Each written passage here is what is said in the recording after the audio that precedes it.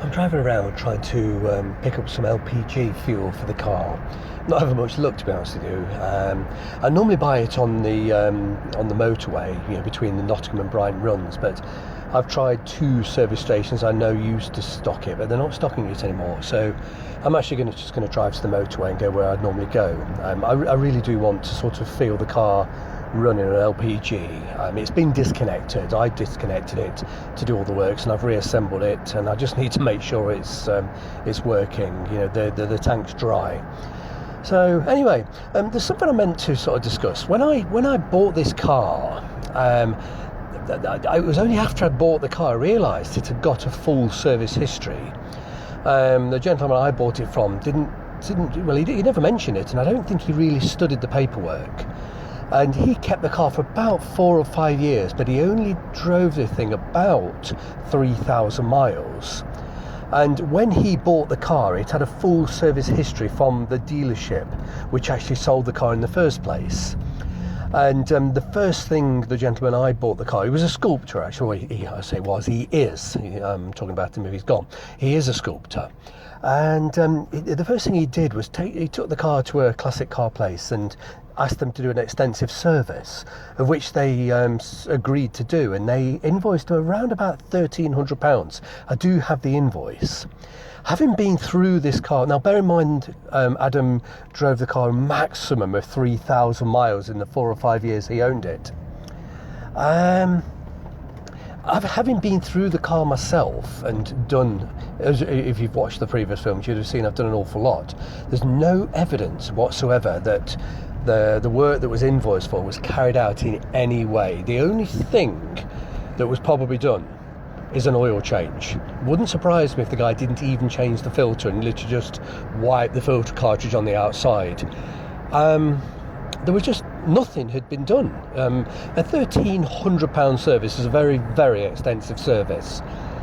You would expect the final drive, the rear axle fluid, to be drained and flushed, new gaskets. You would expect the automatic transmission to be flushed, new filters. None of this was done.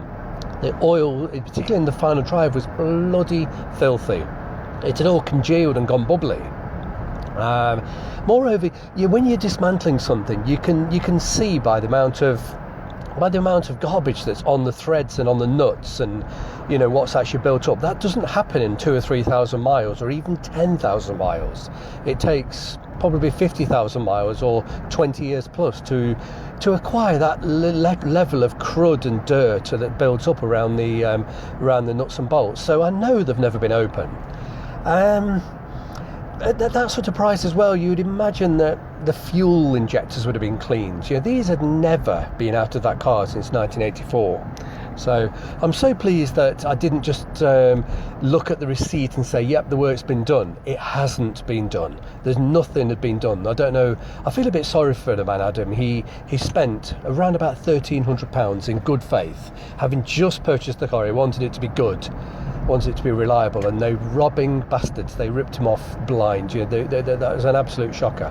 I'm sort of tempted to fish out this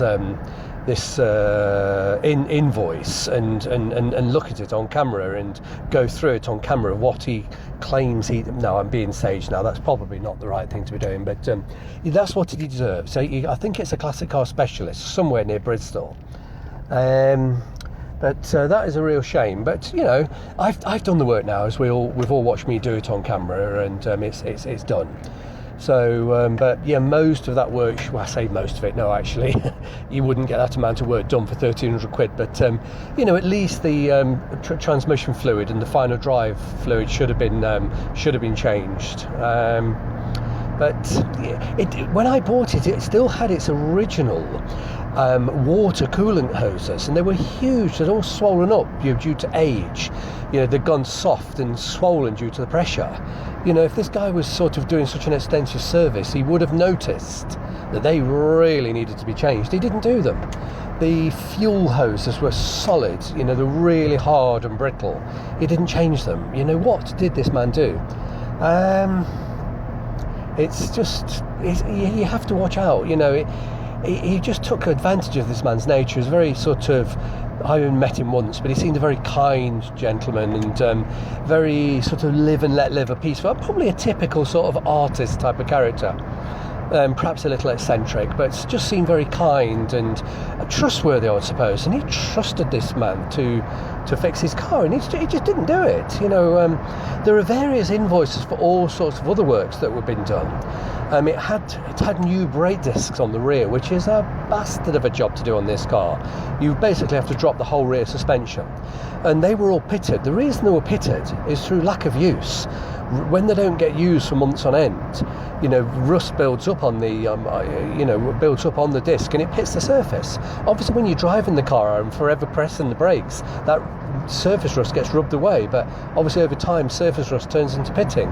What else? He had a complete new exhaust. He had a completely brand new set of tyres. What else? A reconditioned steering rack. He had all sorts of troubles with the car. A lot of aggro. It cost him a fortune, to be honest with you. And probably, a lot of the woes that he had, the breakdowns and the niggles, could have been avoided if what he'd paid for when he first bought the car had actually taken place. That I'll go through this receipt, and I'm not going to sort of show who it was on camera. That's not fair. It's a spiteful thing to do. But I will sort of list everything. We'll discuss it, and we can sort of, if you saw the photographs of me dismantling this car, you could see various things had never been off in 30 years, 35 years, whatever it would be. And this man was claiming to have done the works, and it was 5 years ago, 4 years ago, whenever, but within 3,000 miles, that sort of mess just doesn't build up. So when I get the time, I'll definitely pull out that receipt and go through what he claims he did to the car. But I think we all know that he definitely didn't do it. So it's a real shame for Adam, the guy I bought it from. He really was swindled. But I've probably got about another 10 miles to go along this motorway. I'm going to stop and get the LPG. I just want to make sure that the car runs perfectly on LPG, and we'll have another look.